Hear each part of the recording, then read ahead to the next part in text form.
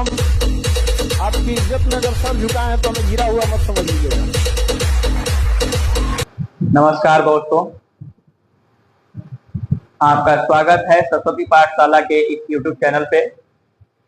आपने प्रश्नावली 1.1 का सारे क्वेश्चन को सोल्व कर लिया था और हमने आपको 2 क्वेश्चन HW भी दिया था जो कि आप लोग बना लिए होंगे और उसमें कोई डाउट नहीं हुआ होगा। अगर डाउट होता तो आप लोग कमेंट बॉक्स में जरूर लिखते। तो चलते हैं, आज जो है हम लोग दूसरे चैप्टर है ना, एक्सरसाइज 1.2 आज हम लोग शुरू करेंगे। एक्सरसाइज 1.2 आज पहला सोमवारी है। चलिए बाबा भोलेनाथ का नाम लेकर आज शुरू करेंगे 1.2। हर हर महादेव, है ना। चलिए, तो पहला ये 1.2 का जो पहला क्वेश्चन है, कहता है निम्नलिखित संख्याओं को अभाज्य गुणनखंडों के गुणनफल के रूप में व्यक्त करें। सबसे पहले हम समझने का प्रयास करेंगे कि ये अभाज्य गुणनखंड होता क्या है। आराम से एक एक चीज को देखिए। हमारे ऑफलाइन क्लास में बच्चों को जो भी डाउट होता है, हमें पता है कि कहाँ पे डाउट आता है, तो मैं उन सारे डाउट को क्लियर करते हुए चलूंगा। आप आराम से इसे देखें, समझने का प्रयास करें और जहां तक मुझे पता है कि आपको डाउट नहीं होगा। चलिए, तो यहाँ पे पहले बात करते हैं अभाज्य संख्या के बारे में। ध्यान से समझिएगा। अभाज्य संख्या, अभाज्य संख्याएं अगर हम बात करें तो क्या होता है, तो आप कहेंगे क्या, वैसी संख्याएं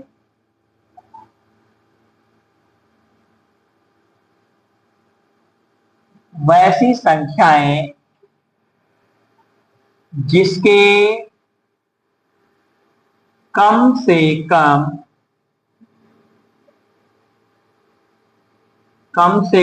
और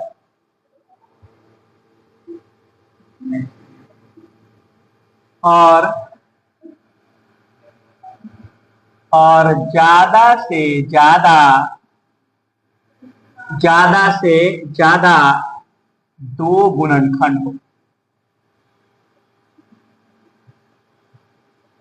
2 गुणनखंड हो, है ना। इसी को हम ऐसा भी कह सकते हैं कि वैसी संख्याएं, मैं समझाऊंगा ऐसे, वैसी संख्याएं जो एक एवं स्वयं से विभाज्य हो,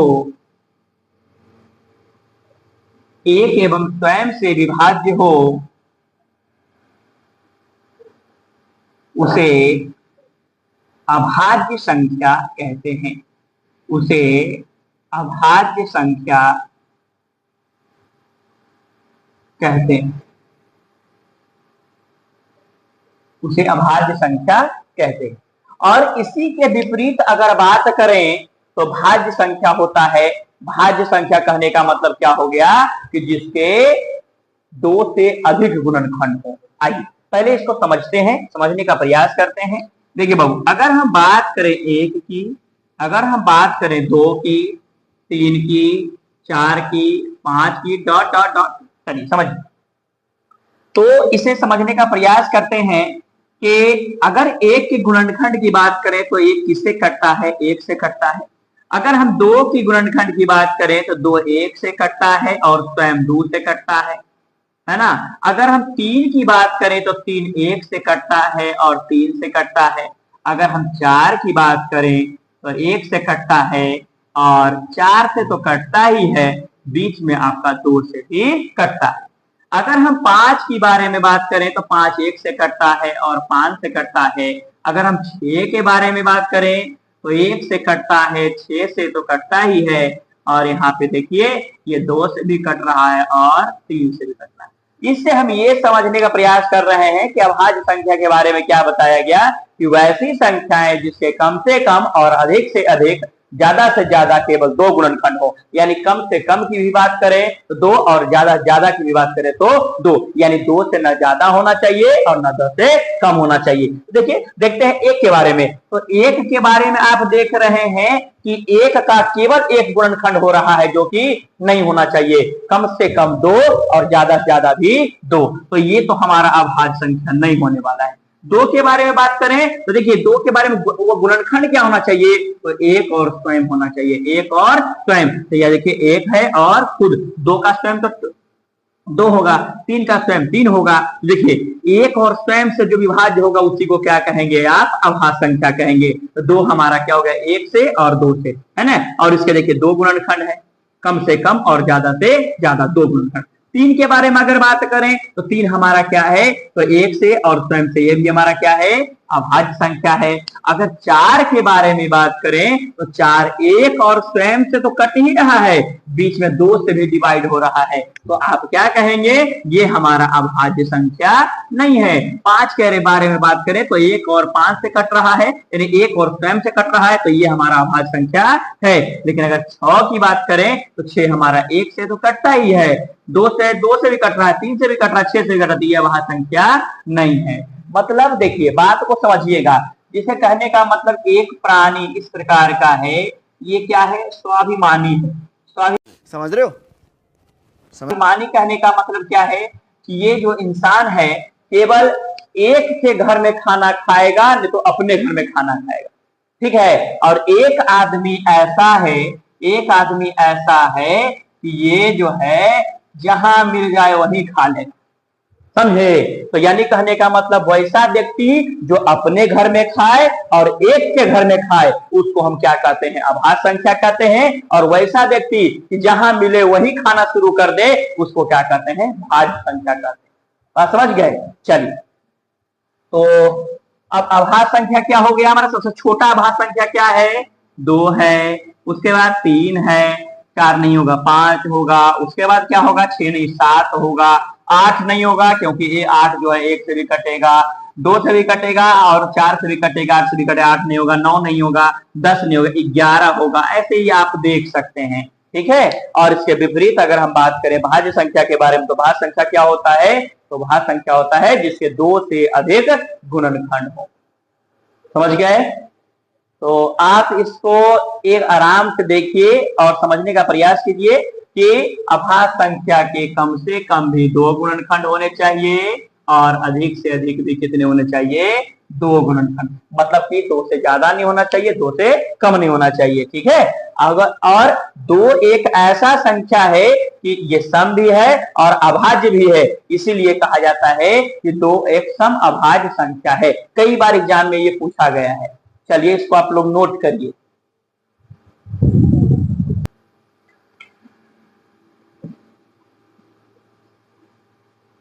चलिए तो प्रश्न संख्या 1 में चलते हैं। प्रश्न संख्या 1 कहता है निम्नलिखित संख्याओं को अभाज्य गुणनखंडों के गुणनफल के रूप में व्यक्त करें। तो पहला क्वेश्चन है हमारा 140। क्या है, पहला प्रश्न है हमारा 140। इसे क्या करना है, इसे करना है अभाज्य गुणनखंडों के रूप में व्यक्त करना है। अभाज्य गुणनखंडों कहने का मतलब क्या हो गया कि जिसके केवल यानी ज्यादा से ज्यादा 2 गुणनखंड और कम से कम भी 2 गुणनखंड। आइए तो क्या करेंगे, आप इसका एलसीएम कर लीजिए। आप एलसीएम करना जानते हैं। 140 का अगर हम खंड करें, 2 से 70 बार में हो जाएगा, 2 से 35 बार में हो जाएगा और 5 से 7 बार में हो जाएगा, ठीक है। अब तो नहीं कटेगा, अब नहीं कटेगा तो आप क्या करेंगे, इसको लिखेंगे।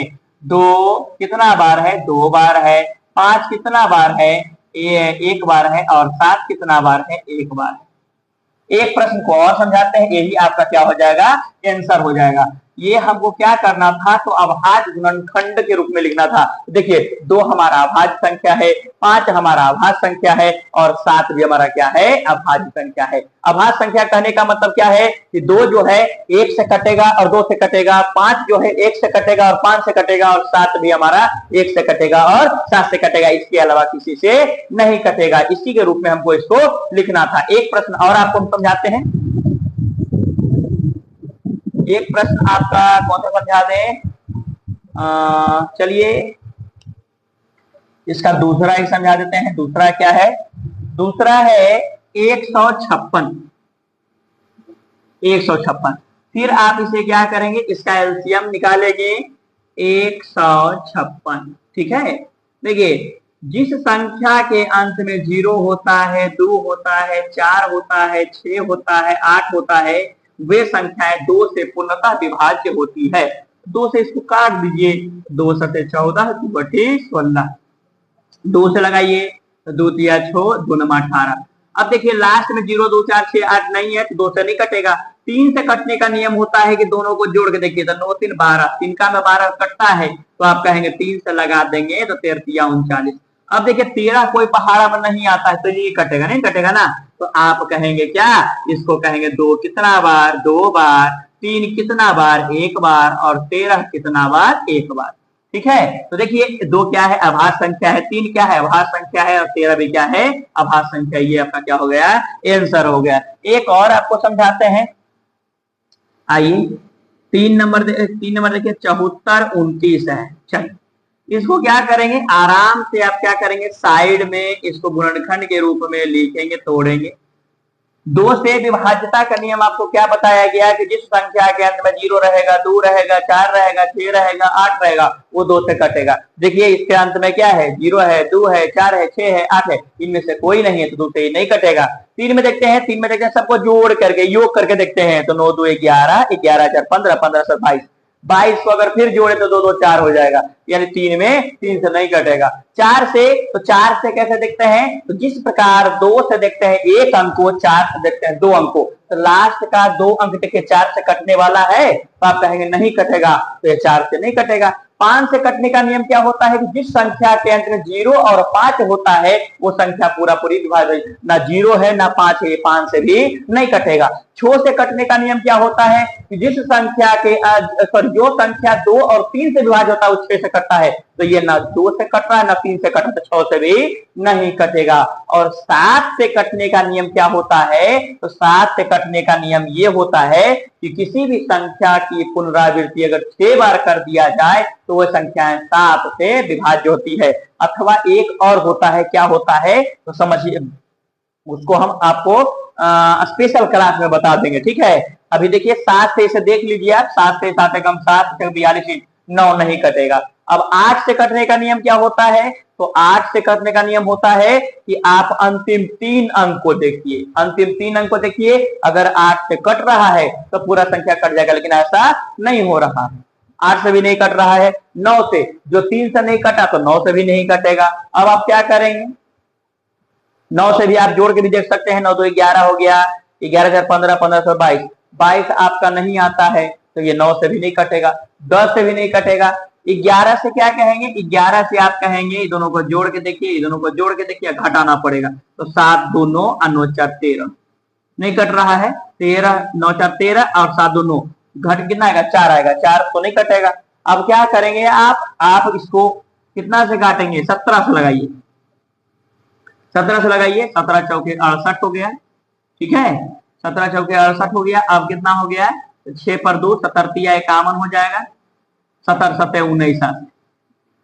चलिए अब 19 से लगाइए, 19 दूनी 38 और 19 दिया 57, अब नहीं कटेगा ये। ठीक है, ये हो गया 17 एक बार, 19 एक बार और 23 एक बार। ये क्या हो गया आपका? ये रामानुजम संख्या होता है, मतलब ये 74 29 जो है वो किससे डिविजिबल है? तो 17 से, 19 से और 23 से। ठीक है, इसके अलावा किसी से नहीं कटेगा। आपके लिए जो है एक क्लास हम विभाज्यता का नियम पर लाएंगे, एक ही क्लास में आपको सारा संख्या का विभाज्यता का नियम कम से कम 11 तक आपको बता देंगे। ठीक है, चलिए इसको लिखिए। इसके बाद 2 क्वेश्चन और इससे बचा है जो कि आपका होमवर्क रहा, इसको लिखिए जल्दी से। एक तो लाइक और शेयर ठोक दीजिए, महाकाल का दबा के लाइक और शेयर ठोक दीजिए। चलिए अब 2 नंबर प्रश्न क्या कहता है? 2 नंबर कहता है पूर्णांकों के निम्नलिखित युग्मों के एचसीएफ और एलसीएम ज्ञात कीजिए तथा इसकी जांच कीजिए कि दो संख्याओं का गुणनफल एचसीएफ गुणे एलसीएम होता है। दो संख्याओं का गुणनफल एचसीएफ गुणे एलसीएम होता है। आपको क्या करना है, आपको अभाज्य गुणनखंड विधि से क्या करना है, अभाज्य गुणनखंड विधि से इसका एचसीएफ और एलसीएम निकालना है और उसका जांच करना है। जांच करने के लिए फॉर्मूला क्या दिया गया है, तो जांच करने के लिए दिया गया है दो संख्याओं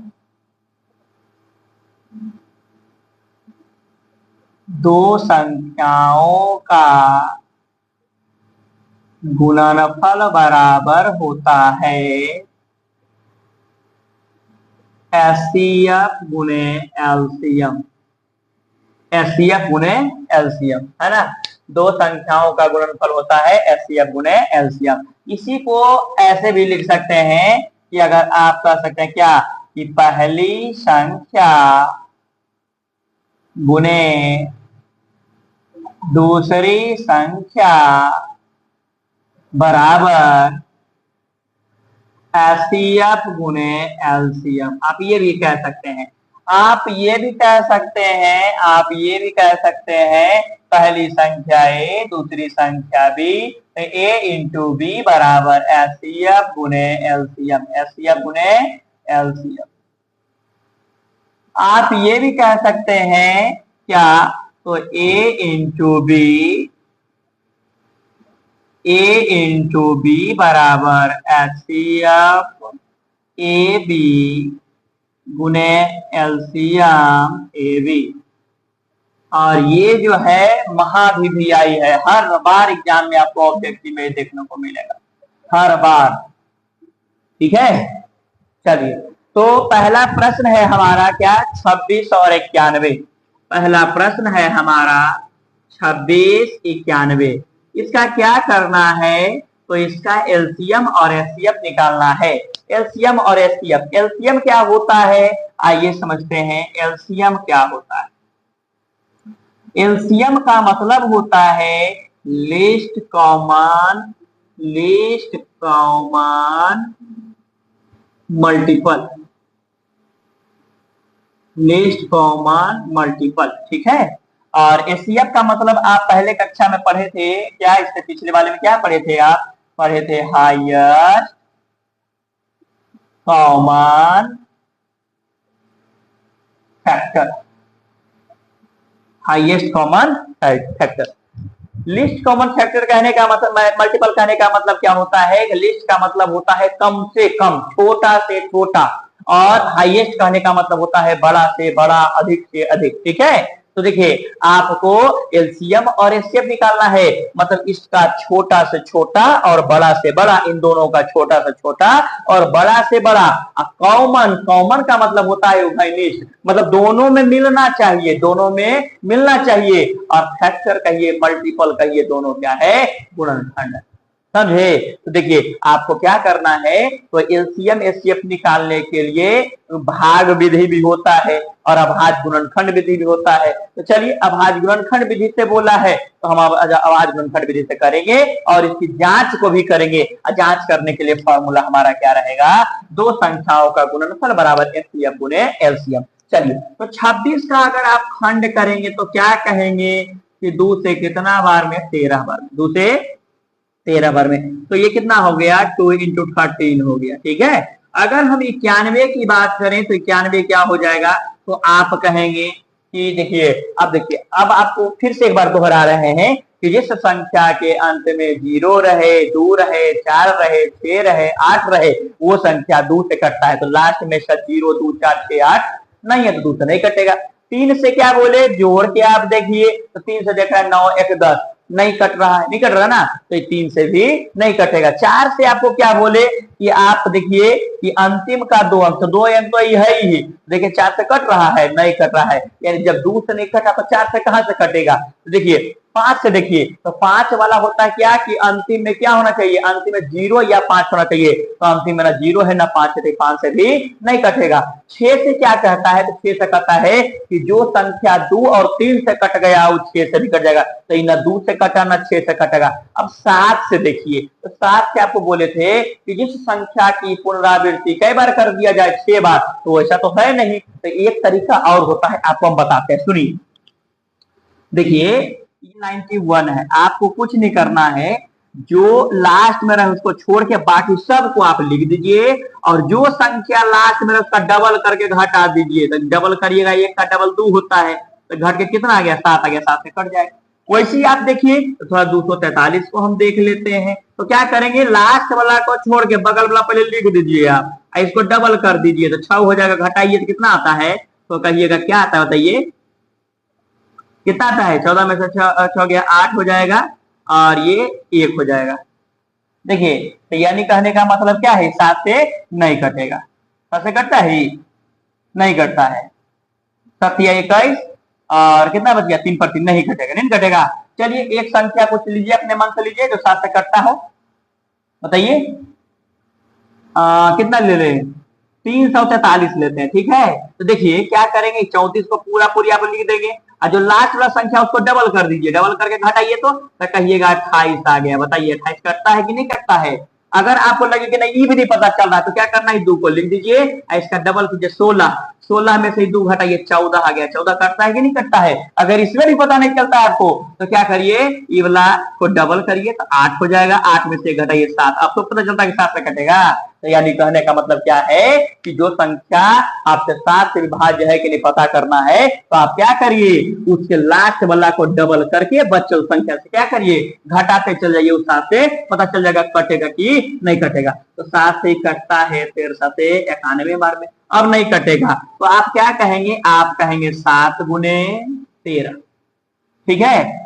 अब अगर हम बात करें एचसीएफ की, किसकी बात करें, तो एचसीएफ, एचसीएफ का मतलब आप जानते हैं, एचसीएफ को हिंदी में कहते हैं मौसा। मौसा कहने का मतलब होता है महत्तम समापवर्तक, महत्तम समापवर्तक। चलिए, तो एचसीएफ का मतलब क्या होता है, हाईएस्ट कॉमन फैक्टर, मतलब बड़ा से बड़ा, लेकिन उभयनिष्ठ होना चाहिए, मतलब दोनों में मिलना चाहिए, 2 रहे 3 रहे 4 रहे, जितना खंड रहे सब में मिलना चाहिए। देखिए, तो देखिए इसमें 2 है, इसमें 7 नहीं मिल रहा है, दोनों में लेकिन 13 मिल रहा है, तो जो मिल रहा है उसको गोल लगा दिए, और जो दोनों में मिल रहा था उभयनिष्ठ है, दोनों में बड़ा से बड़ा, तो आप कहिएगा 13 हो गया। और कुछ है तो कहिएगा नहीं, तो यानी ये हमारा क्या हो गया, एचसीएफ हो गया। क्या हो गया, एचसीएफ। अगर एलसीएम की बात करें, तो एलसीएम क्या कहता है, लिस्ट कॉमन मल्टीपल, यानी कहने का मतलब क्या है कि लिस्ट में छोटा से छोटा होना चाहिए। तो देखिए, तो एचसीएफ आप निकाल लिए, एलसीएम निकालने के लिए आप क्या करेंगे, 13 को पहले लिख दीजिए,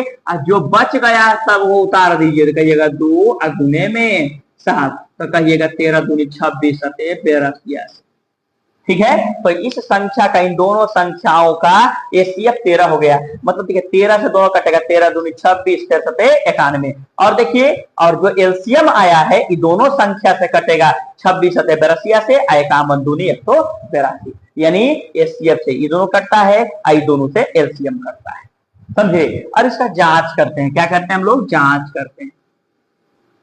तो जांच करने के लिए आपको फॉर्मूला दे रखा है, क्या दिया है, तो 2 संख्याओं का गुणनफल, 2 संख्याओं का गुणनफल बराबर एचसीएफ गुने एलसीएम, ठीक है। 2 संख्या क्या है, तो आप कहेंगे 2 संख्या है 26 और 91, 26 है और 91 है। एचसीएफ क्या है, तो एचसीएफ आपका 13 आया है, और एलसीएम कितना है, 182। चलिए गुना करते हैं, देखते हैं क्या होता है। तो 26 को एक बार पढ़ेंगे, 26 के 6 हाथ में 2, 26 नमा 2 3 4, और कितना बचा था, 26 से बाकी 2 बचा था, 26 नमा 2 3 4, अगर 2 3 4 में 2 जोड़ेंगे 6 हो जाएगा, तो एशिया था। इसका अगर बात करें तो करिए, 13 दूनी 26 के 6 हाथ में 2, 13 चलो तल से 104 में 2 जोड़ेंगे, फिर 6 हो जाएगा, बचेगा 10, और 13 एकम 13, 8 13 10 23, देखिए दोनों बराबर आ गया। तो आप कहेंगे ये आपका बना हुआ क्या है, सही है। जांच भी हो गया। तो आप इसको आराम से लिखिए। 7 से हम विभाज्यता का नियम भी आपको बता दिए, बार बार आ रहा था तो एक बार क्लियर कर ही लेते हैं। चलिए अब इसका दूसरा प्रश्न भी बता देंगे, तो पहले से आप लिखिए।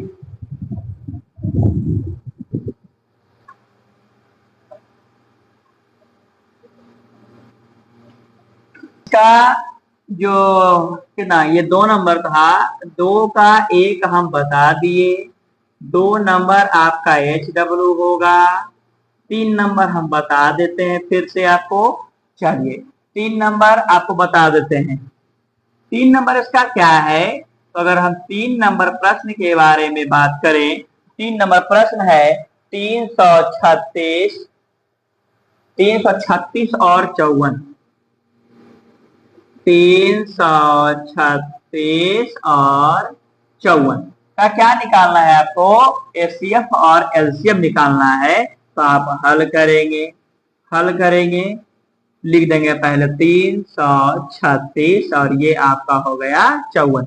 आइए साइड में थोड़ा सा गुणनखंड कर लेते हैं, इसका फैक्टर कर लेते हैं। क्या क्या है, 336 लास्ट में 6 है तो 2 से कटेगा, 2 एकम 2, 2 छक 12 और 2 अठी 16, 2 से फिर कटेगा, 2 अठी 16, 2 चौके 8, फिर क्या होगा, 2 से फिर कटेगा, 2 से 2 चौके 8 और 2 दूनी 4, फिर 2 से कटेगा 21 बार में, फिर 3 से कटेगा 7 बार में। आप कहेंगे क्या, आप कहेंगे ये आपका हो गया 2 इंटू 2 इंटू 2 इंटू 3 इंटू 7। चलिए 54 की अगर बात करें तो 54 क्या है, तो 54 के लास्ट में 4 है, 2 से कटेगा 7 बार में, फिर देखिए 7 दोनों 3 से कट रहा है, उसके बाद फिर 3 से कट रहा है, यानी आप कहेंगे 2 गुना 3 गुना 3 गुना 3।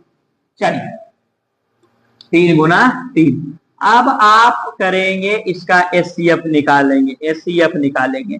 चलिए जो मिल रहा है पहले उसको बरमाला पहनवा दीजिए, जोड़ा लगा दीजिए धर के। चलिए तो ये 2 मिला, दोनों को बरमाला पहना दिए, है ना। 3 वाला में देखिए 3 मिल रहा है, शादी संपन्न हुआ दोनों का, ठीक है।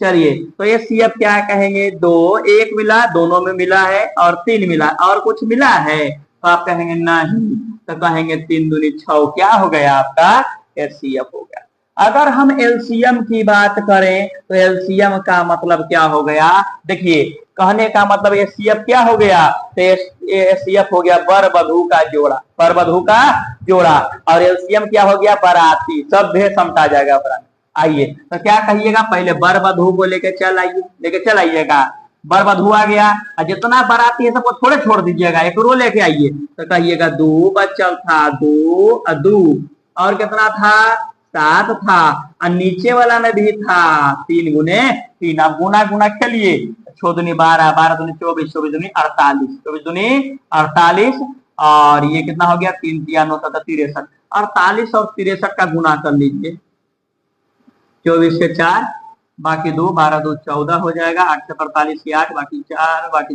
और 24 4 28 हो जाएगा, 4 8 4 12 2 बाकी 1, 10 1 9 1 10 हो जाएगा, 10 से 9 बाकी 1, 3024 कितना हो जाएगा, 3024। देख लीजिएगा कहीं कैलकुलेशन गड़बड़ हो, देख लीजिएगा, ठीक है। अब इसकी जांच करते हैं हम लोग, जांच भी करना जरूरी है, और जांच करने के लिए फॉर्मूला जो है दे दिया गया है। क्या दिया गया है, 2 संख्याओं का गुणनफल जांच करना है। चलिए तो क्या कहेंगे आप कहेंगे 2 संख्याओं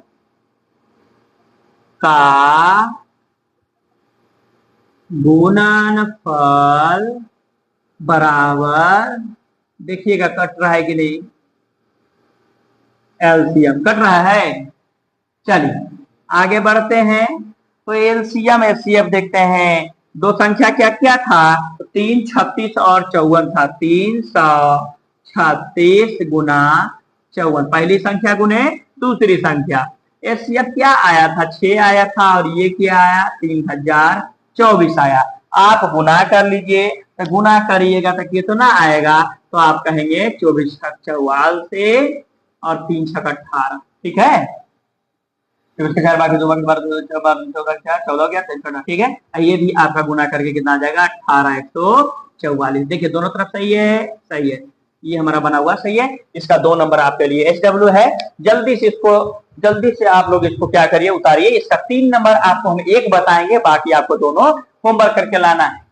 चलिए, और कोई भी डाउट हो तो आप कहाँ आएंगे, कमेंट बॉक्स में। लेकिन आप लोग नहीं आ सकते ना, कमेंट बॉक्स में नहीं आ सकते, क्योंकि आप लोग बहुत मेहनती हैं, है ना। चैनल को सब्सक्राइब भी नहीं कर सकते हैं क्योंकि आपके पास उतना टाइम नहीं है सब्सक्राइब करने के लिए। आइए 3 नंबर प्रश्न क्या कहता है, सुनिए 3 नंबर प्रश्न क्या कहता है। तो 3 नंबर प्रश्न कह रहा है, 3 नंबर प्रश्न कहता है अभाज्य गुणनखंडन विधि द्वारा निम्नलिखित संख्याओं पूर्णांकों के एचसीएफ और एलसीएम ज्ञात करिए। 15 12 21 कितना है, 12 15 21 है। क्या है, 12 है, 15 है और 21 है। इसका एचसीएफ एलसीएम सिर्फ निकालना है, जांच नहीं करना है, इसका जांच नहीं करना है। जांच 2 ही गो वाला करना है, पहली संख्या गुणे दूसरी संख्या वाला, लेकिन इसका जांच नहीं करना है।